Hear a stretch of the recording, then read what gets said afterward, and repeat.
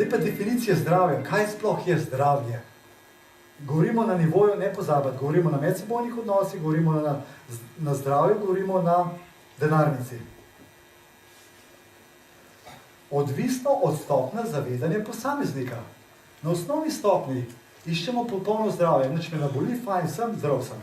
To je telo brez bolezenskih simptomov. Druga stopnja, iščemo popolno zdravje na širši ravni, poleg odsotnosti bolezenskih simptomov še splošno zadovoljstvo. Radost, blagostanje, radostne odnose. Se pravi, če sem jezen, če sem ljubosumen, če sem narošljiv, nisem zdrav. Ok, telo vse super, ampak jaz nisem zdrav, sem nesrečen.